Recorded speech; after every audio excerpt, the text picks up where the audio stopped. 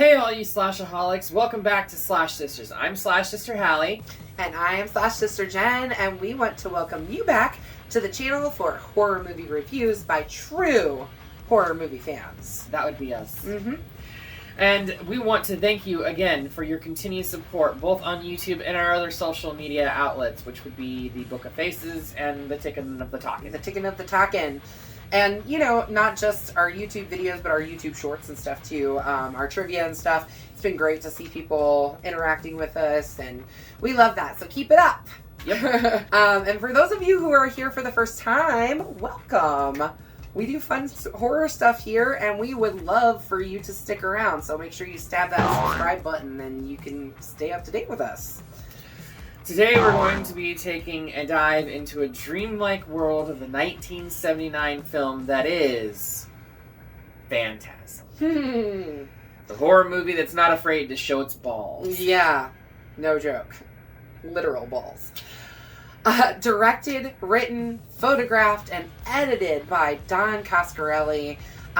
This is the first film in the Phantasm franchise, which is somewhat large. I think there's 5 films now. There's 5 films that stretch from 1979 to 2016. Yeah, I was going to say there's a pretty recent one, yeah.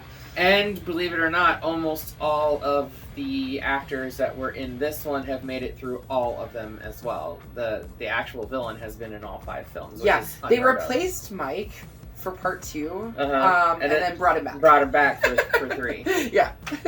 Weird. Yeah, whatever. It is weird. This film introduces us to Angus Scrimm's The Tall Man, who plays a supernatural malevolent undertaker who turns the dead of Earth into dwarf zombie. They look like fucking Jawas. Yep. And actually, believe it or not, a lot of people were up in arms over it because of how closely they did resemble Jawas. But this came out before. No, it did not. This film came out in 79. Star Wars was released in 77. Okay. But this film wrapped production before Star Wars came out. Okay. So that's the thing with that. But he sends these little Jawa zombie things to his home planet. Yes, he's from another fucking planet. And uses them as slaves. What? Yeah, I don't know. Fucking and really, what? We only get like a 30-second explanation of it. So, anyways, that's one hell of an introduction. So let's go ahead and get on into this movie, huh? Yeah, let's. I mean, I kind of regret picking this now, but yeah, this was a Hallie choice, not a Jenny choice. You know, it's a cult classic. It is. You know? It is. I mean, a lot of horror fans love it. I know a lot of horror fans love this film, so yep, for sure. Whilst having sex in Morningwood Cemetery, which, by the way, Morningside Cemetery. Yes. What did I say? You said Morningwood.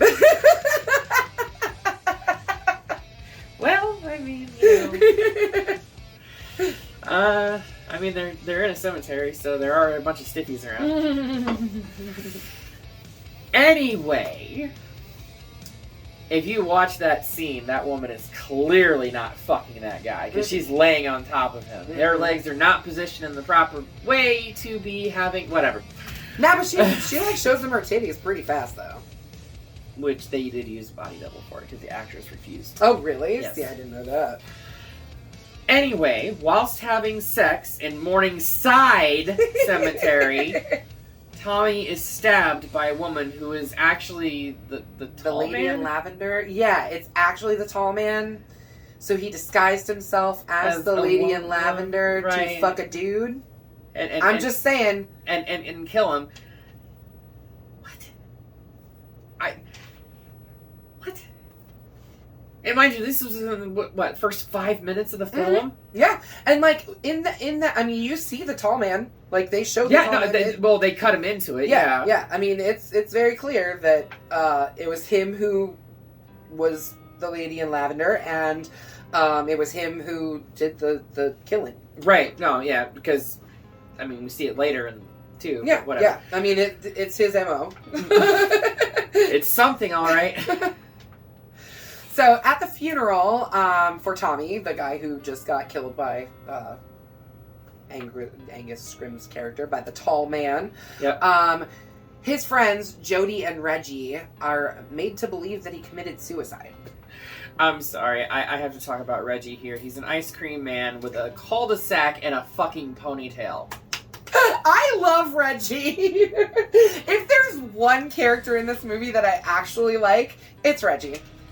Like, yeah, I actually love Reggie. I think he's hilarious. I think it's so funny that he has like this vintage ice cream truck, and I'm not knocking the ice cream. Being it. an ice cream salesman, having the ice cream truck. I'm knocking the cul-de-sac, the which hair's is the bad. bald on top with The hair's a bad, and ponytail. he's like he rocks it with confidence though.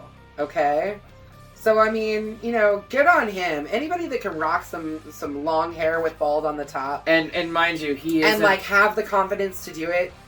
Good for Mind you, this actor is actually in all 5 of the Phantasm films. And he has the never same... cuts his hair. He's No, always got long hair with the bald top. Yes. Yep.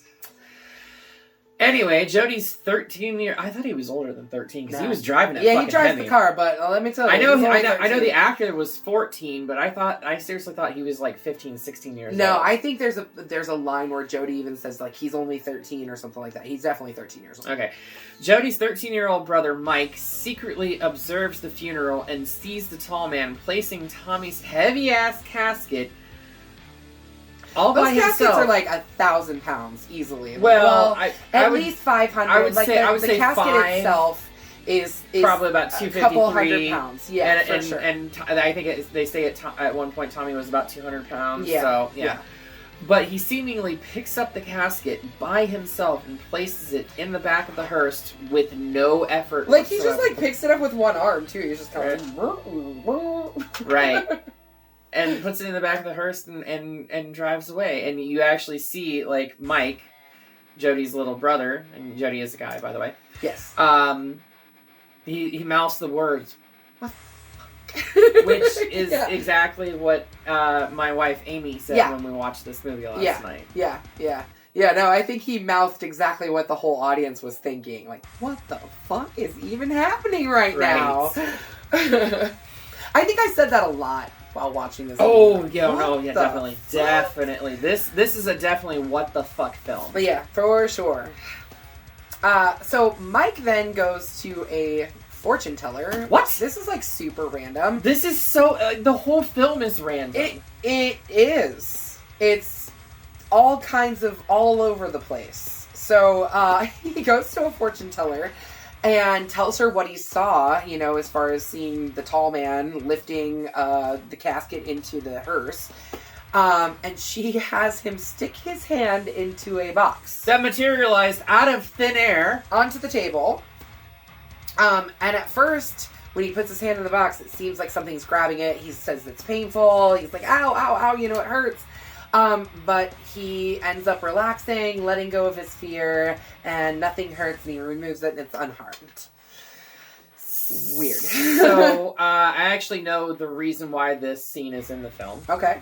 Dan Coscarelli, sorry. Italian names are hard sometimes. They are. He actually wanted to emulate Dune very much. Dune was a heavy inspiration on this, which is why the Tall Man's planet is a deserty, airy, dry planet. And this scene is actually lifted directly from Dune, where one of the characters is forced to put his hand in a box and confront his fears. It's the same premise. Okay. So, you can thank Dune for this scene. Yeah, I mean, that makes sense.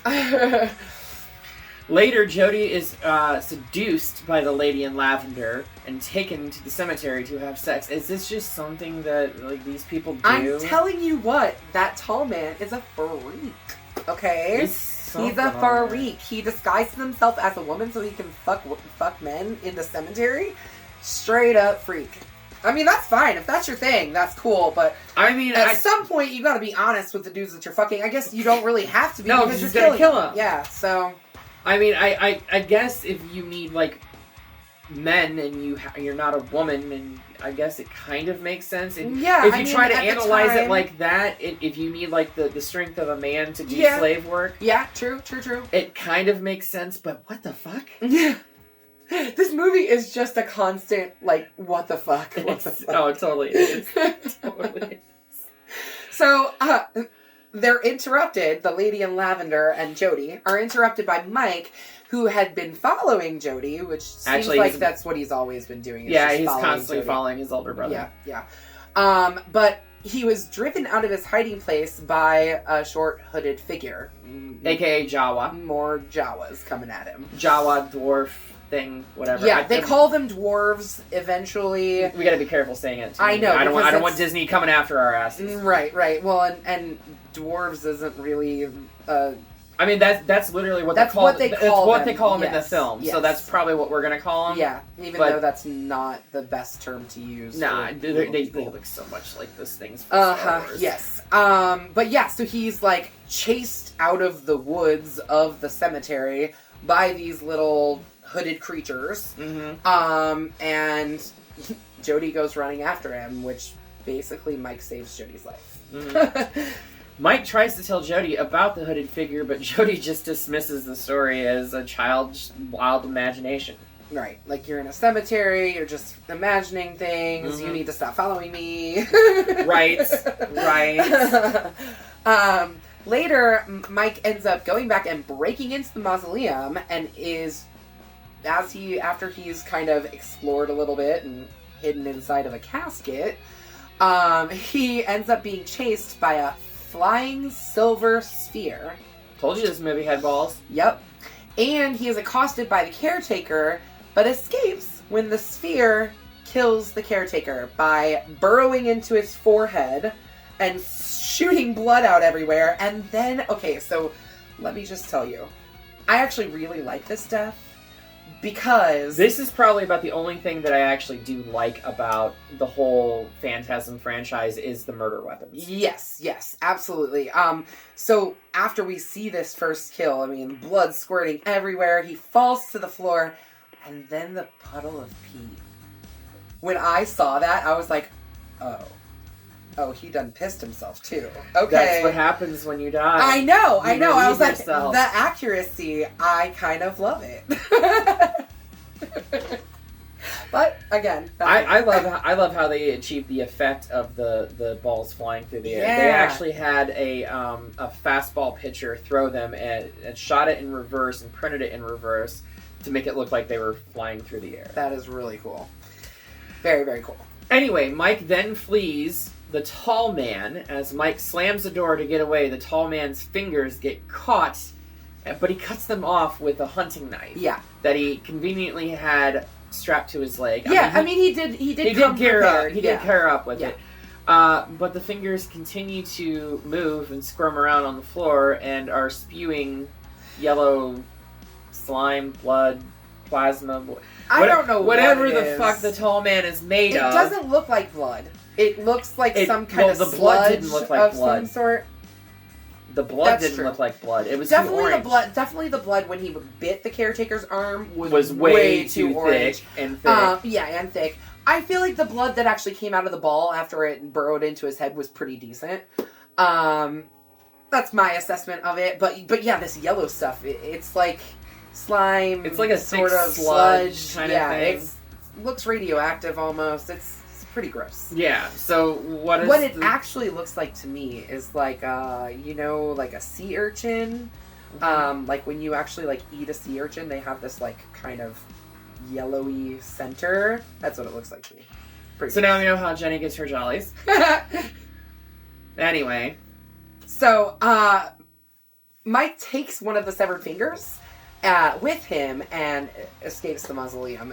Although he does lose a shoe as he's getting out of the window. Yeah, because the little dwarf Jawa things pull his they're trying to pull him back in, but I don't know how they didn't. It was two of them grabbing him. You know, they're pretty small, but they're pretty strong because they're actually. That's why I don't understand how he got away. Anywho, the still moving finger is enough to convince Jody about Mike's stories. Yeah. I think that should convince most anybody. I would something hope so. fucking freaky is going on at the mausoleum. I would hope so. So they decide that they're going to take the finger to the sheriff and basically out the whole situation. But When Mike goes to get the finger, it's no longer moving. The box is no longer moving. So he, like, opens it up, and it had transformed into this, like, really... It was like a giant fly, but it had teeth. It was, okay, that thing was so silly. Like, oh my, the overacting of it inside the jacket. Oh my gosh, yes, when they're coming down the stairs and he's like going like this and like, oh, like it's like really pulling him around. And then they like put it into the garbage disposal, right? Right. And then they pull the shirt back out and he's like, look at this, and it's just a hole in the shirt. Like there's no guts, there's no anything. Like, it's just like so suddenly disappeared out of his shirt, and then like it comes back out of the garbage disposal and they shove it back down in there and they like turn it on again, and it's a lot. It's a lot. Reggie, who has come to the house now, has witnessed all of this, and he's like, okay, what the hell's going on? Literal words from him. He's like, what the hell is going on? See, me personally, I was going, what the fuck? Like, what in the actual fuck? Right. But you know, they use prettier language in those movies. I mean, they did drop an F-bomb here and there. Yeah, there was a couple. And one that was mouthed that we talked about earlier. Yeah, right. Actually, it's mouthed twice because they showed the scene. Yeah, because they right show it again. Yeah. Yeah. So Jody ends up going to the cemetery alone, but is chased away by dwarves in a seemingly driverless hearse. So, like, he's chased out of the cemetery in his car, chased out onto the street and by the hearse, and it really genuinely looks like no one is driving it. Jody is rescued by Mike in Jody's Plymouth Barracuda. Yeah, that's right. He wasn't driving. He was running from the hearse, right? Uh-huh. Yeah. No. Running from the hearse off the road, they discover that it was driven by one of the hooded figures, a reanimated and shrunken Tommy, their friend. Yeah, not shrunken, smushed down. Yeah. We kind of find that out later when they're carrying his body to put into the ice cream truck. Right. They're like, well, he's so heavy still. Like, he weighs like 200 pounds. Right. Whom they hid in, as Jenny said, Reggie's ice cream truck. Yeah. He was worried about it, like, bleeding all over his ruining his ice cream. Well, yeah, it's gonna ruin your ice cream, man.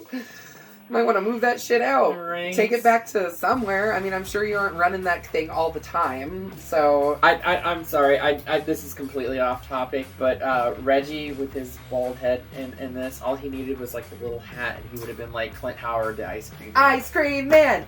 Ice Cream Man! I love the Ice Cream Man. One of my favorite movies. We should definitely review that one. If you want to talk campy, that movie is campy as shit, and I love it so much. Love it, love it, love it. Reggie and Jody resolve to defeat the Tall Man, while Mike is hidden in an antique store owned by Jody's friends Sally and Sue. There, Mike discovers an old photograph of the Tall Man that miraculously turns into a home video in his hand, and insists on being taken back home. It must have been a picture from the Harry Potter realm or something. Moving photos. Yeah, okay. Anyway, the photo itself was about 100 years old at least. Right. I mean, yeah. Which, I mean, says to him that the Tall Man is not aging. Or maybe isn't alive.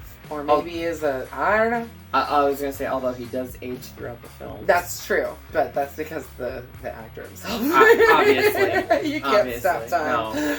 No, you cannot. On the way, Mike and Sally...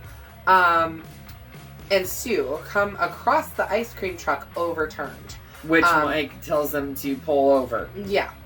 Like, why are you listening to a kid? Right. Like, you should go. You're gonna get attacked. But they are attacked by a mob of hooded dwarves. Yeah, like literally a whole mob of them.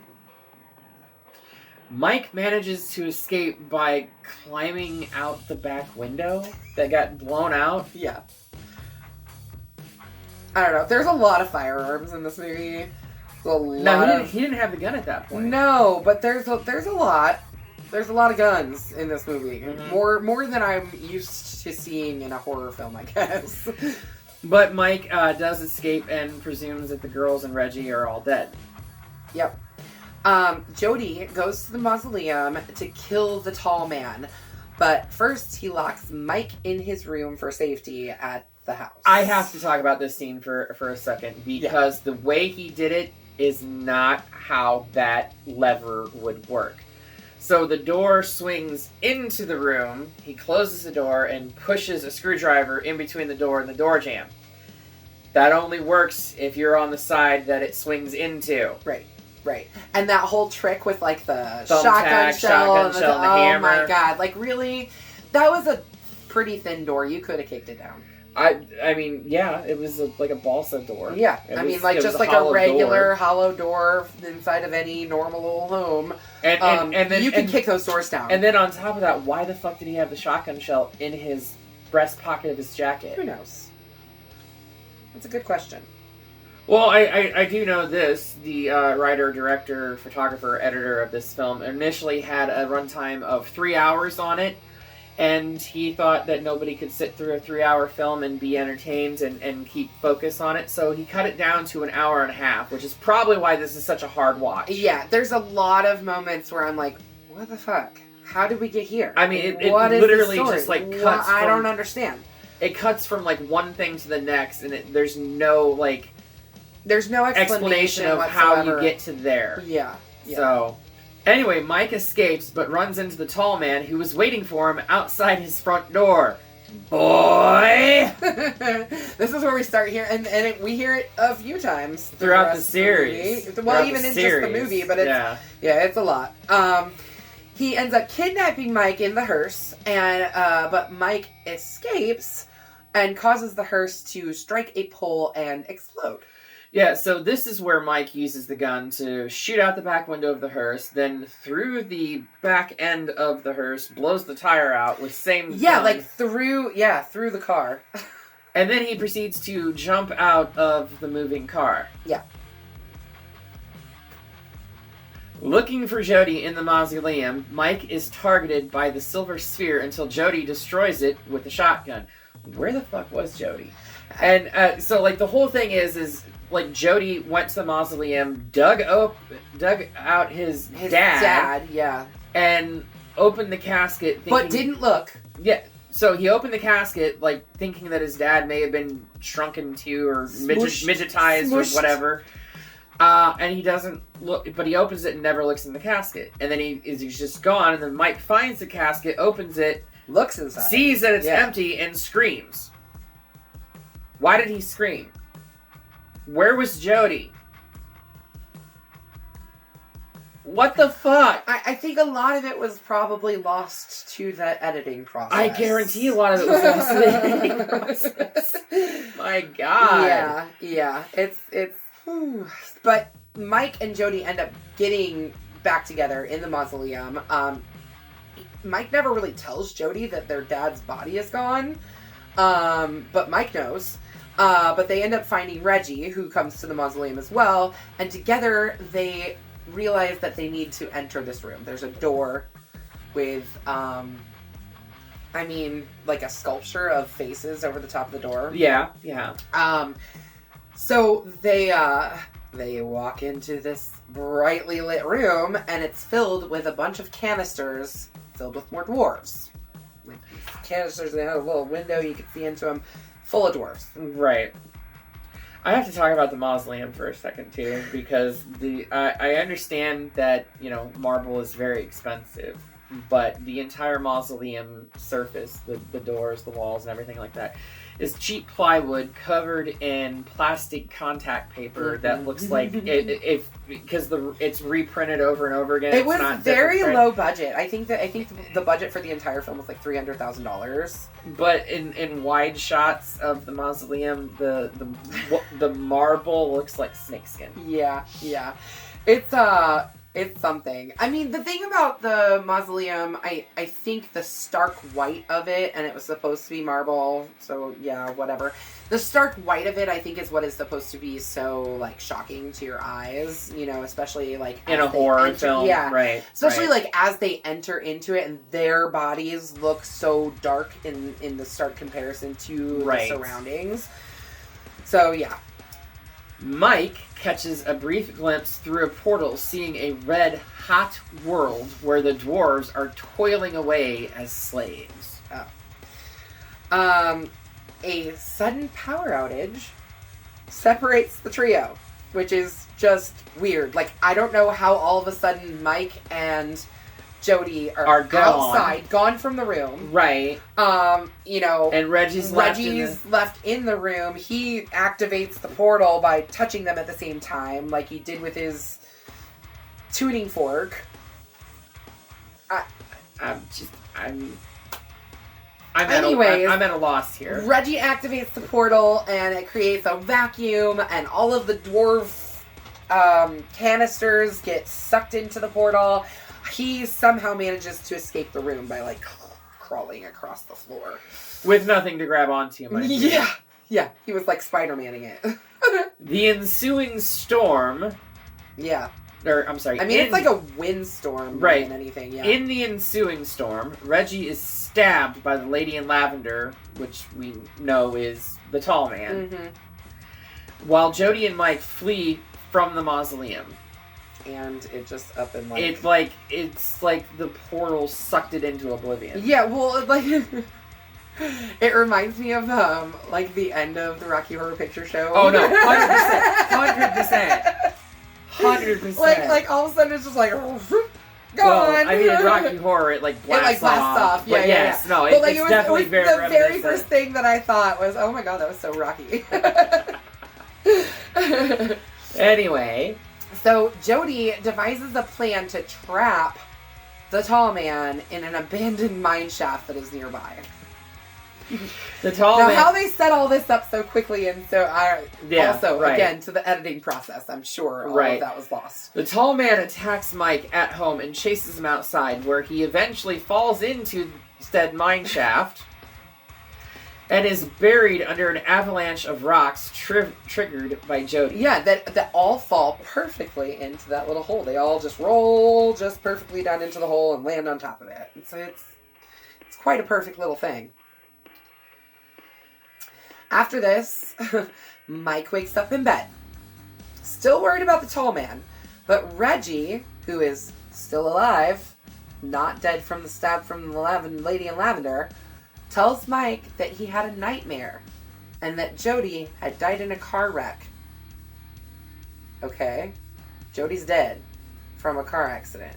And then he just proposes a road trip. So...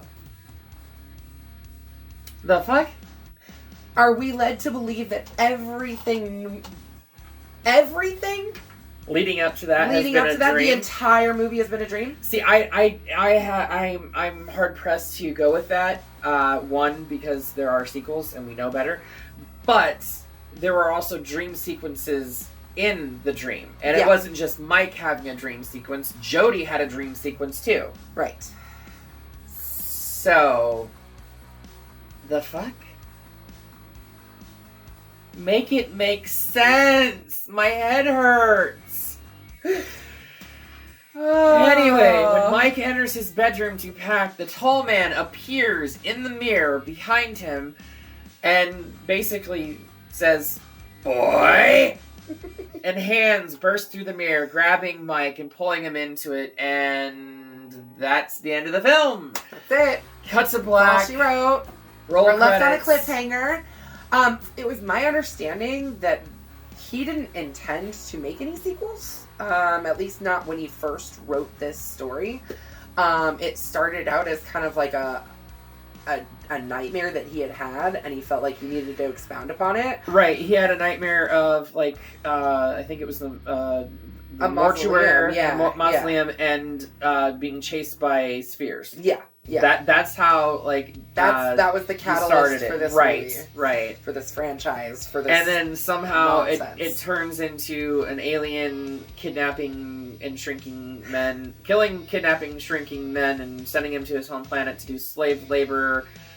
And he's been doing it for 100 years, but the movie's called Phantasm, which, if you watch the trailers for Phantasm, it tells you exactly what Phantasm the meaning of Phantasm. Yeah. It's a ghost. It's a ghost. Spirit. A phantom. Phantasm. The delusion of a disordered mind. A phantom, a spirit, a ghost. Yeah. Where the fuck's the ghost? I mean, it can't be the tall man. Exactly. Needless Needless to say, we are fucking confused by this film, and I honestly don't know how to feel about it. My feeling about this movie is that it was a trip. It was a mind trip. It was a for hell sure. of a trip. There was a lot of. I can only imagine trying to happens. watching this under the influence of mind-altering substances. I mean, You did, didn't you? yeah. But not like, I mean, weed. Okay, so not like, devil's lettuce. Not like anything, like mushrooms or some kind of like psychedelic. I can imagine what Still, being on a psychedelic while watching this would be a trip, like an I don't actual know trip. I don't know that you could get through it I don't know because if you'd I be could like, either. what the fuck is going on? Right. Well, I mean, I already was like, what the fuck is going on? Like, I personally did not like this movie. The abrupt cuts, the incomprehensible storytelling, the all over the placeness of the story, the actors, the plots. It just here's doesn't the thing, make any guys. sense. I know there's a lot of you out there that really love this movie. We know that there's a lot of you out there. Yeah, we do. We do. I personally give this a bloody machete down. It was not a good movie for me. It's actually two bloody machetes down from us because I can't find anything good about the film. Yeah.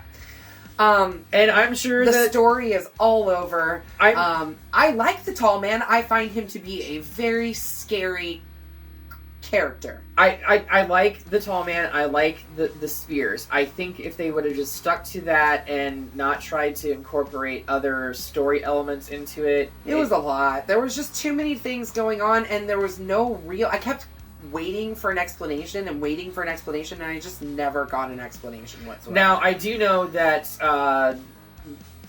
about 60% of what hit the cutting room floor was later turned into, I think it was either 3 or 4. I think 3 I had read. But like they everything, used it as like flashback sequences. they used it as flashback sequences, but it also drove the story forward. Right. So there's that, I guess. But I guess I better watch the rest of the franchise. I have to admit, for someone who is 40 years old who loves horror films, this was the first time that I had watched it. I watched it literally last night. It was the first time I had seen it. I wasn't impressed. Come for me in the comments. That's fine. Y'all can come for y'all both can of tell us me. in the comments. Yeah, you can tell us. I mean, over and over again how we're wrong, and that's fine. We don't expect everybody to agree with us on our opinions. No, and that's just it. These are all just our opinions on it. I mean, we break them down. We tell you as we see it. You don't like our opinions? That's fine. That's fine. You might like our opinions in the next video. You Exactly. never know. Exactly. I mean, I think that's the cool, nuanced thing about horror films and about just entertainment and film in general is that, like, there's things that some people are going to like and there's things that other people are not going to like. I know we've got a couple coming up pretty soon that we absolutely do not agree on. So look forward to that because it's gonna be fun to see some discourse among me and Hallie, because I honestly thought that was gonna come today. I thought Hallie was gonna come at me and be like, "Oh, it's such a classic. I can't believe you didn't like it." But no, I kind of agree. I do agree that it is a classic. Yeah, it is. I just don't know why. Yeah, can someone please explain to us why it's so beloved? It's a bit much for me. I'm sending this back to the tall man's planet. Yeah. Let's just get that get it out of here for now. And yeah, we'll just. Yeah. So we gotta figure out what we're doing next, Sally. What we got? Well, there's a holiday coming up. There is a holiday coming up. It's like we're almost there. It's like the big one for most ordinary people. They get all giddy and joyful and. At least here in the States, and good other chunks of the world, people celebrate, Christmas. Yeah. But why not celebrate Christmas with a killer Santa? No, not that one. Not yet. No, not yet. Oh, what are we gonna do first? Gremlins. Ah! I love Gremlins so much. We're doing Gremlins. Yes. So come back in 1 week where we unwrap this wonderful little present. I am so excited for this one. It's one of my favorite films. It's one of my favorite films too. But I also love the fact that the town, the town center for this film is the same town center from Back to the Future. Yes, yes.